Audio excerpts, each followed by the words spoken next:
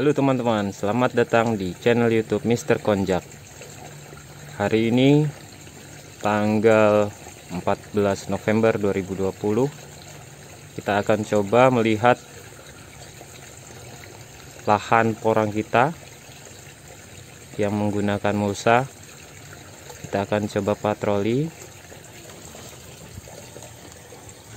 Porang ini ditanam kira-kira kurang dari 1 bulan. Kita akan coba lihat pertumbuhannya yang menggunakan mulsa.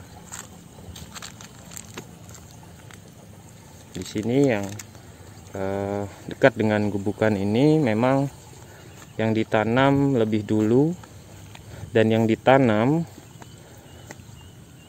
itu merupakan biji katak yang tunasnya sudah cukup panjang.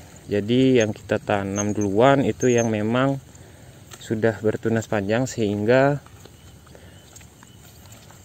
relatif tumbuh duluan dibandingkan yang lain yang di sana. Apakah menggunakan mulsa ini efektif atau tidak, kami juga belum bisa memastikan. Jawabannya mungkin bisa diketahui jika sudah melewati masa tumbuhnya, kira-kira 6 bulan sampai 8 bulan ke depan. Namun memang di sini terlihat ada beberapa yang tumbuh itu seperti tidak sempurna. Entah memang dari bijinya yang terlalu kecil, katak yang terlalu kecil, atau karena cuaca yang panas yang menjadikan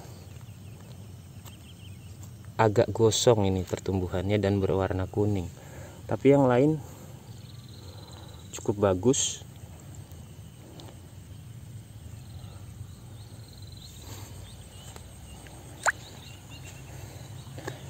Dan biji katak yang ditanam di sini adalah ukuran kira-kira 1 kilonya 200 butir. Kurang dari sebulan kira-kira pertumbuhannya segini. Ini untuk yang sudah ada tunasnya ya. Nah, di sini tampak ada yang gosong ini sepertinya. Namun semoga saja ini karena kemarin sudah lahannya sudah dilep air. Semoga dia bisa bertahan ya. Dan tampaknya di sini juga seperti, nah, ini ada ulat. Kalau tanaman porang kalian kelihatan kroak-kroak seperti itu, dipastikan ada ulat itu di sekitar pohonnya, jadi harus diperiksa.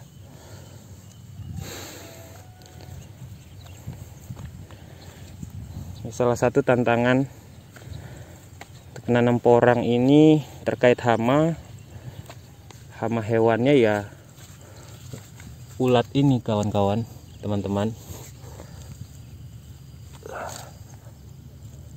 Nah ini juga, tapi sepertinya sudah saya ambil kemarin satu kotoran dari ulatnya.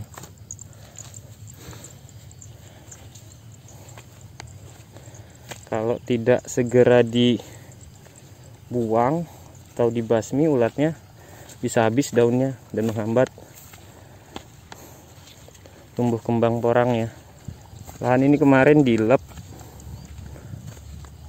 karena hujan belum turun sekitar 4 hari. Jadi 4 hari panas. Khawatirnya tanaman porangnya tidak kuat karena beberapa ada yang kuning dan gosong seperti ini nih. Harus segera diguyur air lahannya.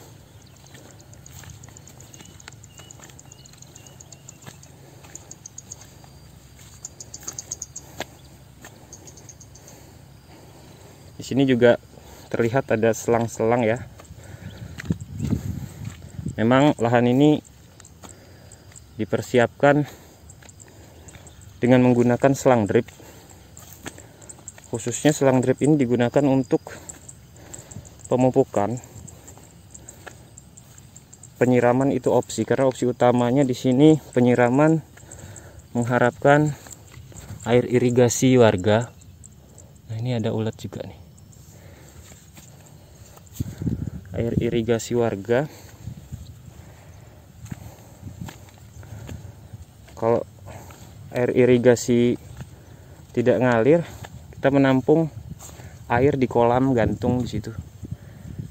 Ada 2 petak kolam gantung dipersiapkan untuk bisa menyiram sampai sana. 1 bau ukuran lahannya. Selang drip ini juga seperti yang tadi saya sampaikan, dikhususkannya untuk pemupukan karena akan menggunakan pupuk cair untuk pupuk lanjutan. Karena pupuk dasar di sini sudah ditaburi kotoran hewan kambing ya. Ini efek dari digerogoti ulat.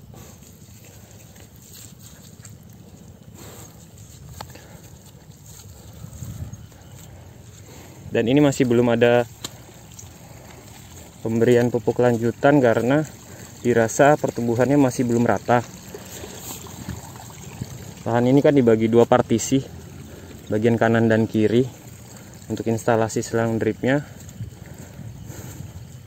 Jadi harapannya kalau satu bagian kanan ini sudah rata tumbuh semua, baru kita berikan pupuk lanjutan. Entah itu tepat atau tidak, ya dicoba saja, diikhtiarkan. Tunas pertama ini memang tunas yang krusial ya kawan-kawan. Dari beberapa informasi yang saya dapatkan, karena memang untuk masa kritis, artinya apalagi di lahan ini tanpa naungan. Jadi diupayakan sebisa mungkin tunas pertama itu tumbuh baik sampai mekar tunas keduanya, karena dirasa kalau udah mekar tunas kedua, artinya harapannya kan rentangan daunnya lebih lebar dan akar pun dirasa lebih banyak. Jadi lebih banyak dan jangkauannya mungkin lebih luas ya. Jadi dirasa sudah cukup kuat. Artinya untuk ketahanannya terhadap panas itu relatif lebih kuat dibandingkan yang baru tunas seperti ini.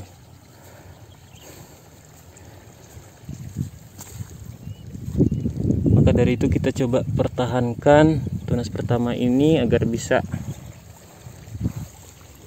bertahan sampai muncul tunas kedua dan mekar, dan baru dorman tunas pertamanya. Ini paretan yang kami buat untuk mencegah meluapnya air, karena memang ini lahannya lahan sawah ya teman-teman. Nah, untuk tanaman tanpa naungan seperti ini,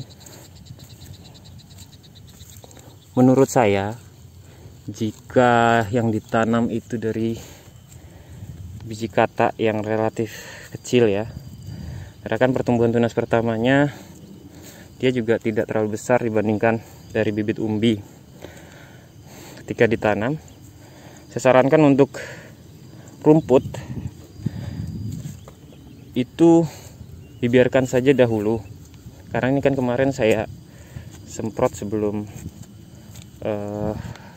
mekar ini pada tunas-tunasnya. Tapi itu menjadikan lahan terlihat tampak gersang, dan saya rasa kalau itu tidak disemprot itu bisa mereduksi panas. Jadi kalau untuk tunas pertama ini ada baiknya rumput dibiarkan saja dahulu sebagai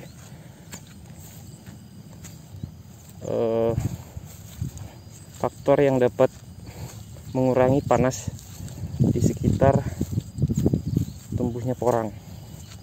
kalau nanti sudah dirasa tunas kedua sudah mekar dan dirasa cukup besar, cukup lebar rentangan daunnya, mungkin sudah bisa dibasmi untuk gulmanya. Oh iya, kalau untuk di lahan tanpa naungan ini memang untuk tinggi dari batang atau pohon porangnya ini tidak begitu tinggi ya teman-teman. Karena apa?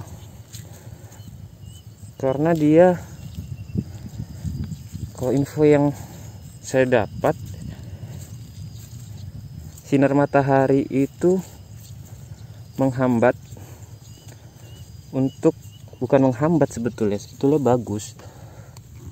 Jadi sinar matahari menjadikan tanaman porang ini tidak tumbuh terlalu tinggi.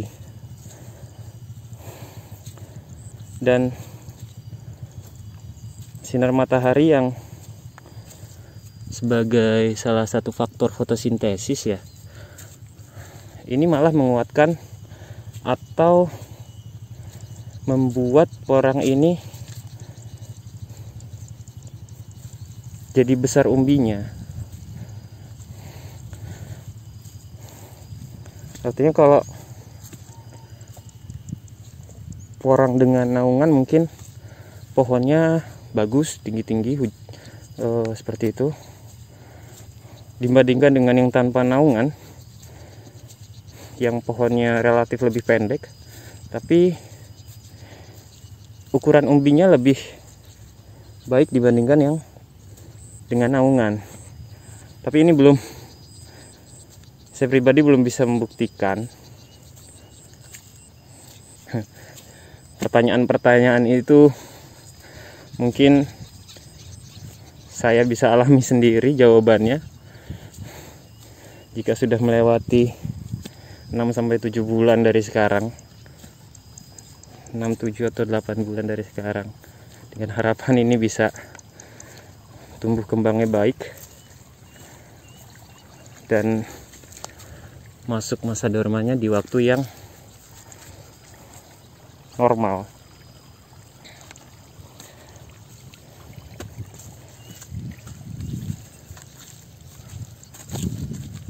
Lahannya becek sekali teman, licin karena habis dilap, tapi tidak masalah. Yang penting tanaman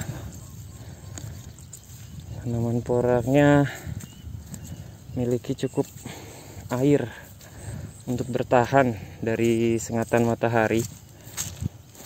Beberapa ada yang kuning, tidak tahu itu nanti apakah bisa bertahan atau tidak. Mungkin kalau yang mempunyai dana lebih untuk menanam di lahan sawah seperti ini tanpa naungan dan ukuran cukup luas,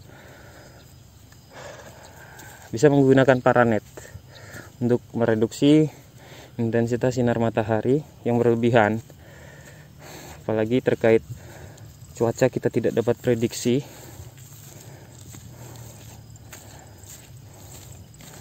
Yang saya alami dalam waktu 4 hari tidak turun hujan dan panasnya cukup terik. Itu melihat bentuk tanaman porangnya mengkhawatirkan, jadi waspada untuk yang menanam di tanpa naungan tapi tidak ada persiapan kesediaan air. Alhamdulillah di sini airnya cukup tersedia, dan untuk sawah sendiri dapat melakukan masa tanam itu setahun 3 kali, karena sepertinya ada program dari pemerintah yang menjamin ketersediaan air untuk petani di daerah sini untuk mengoptimalkan produksi sawah.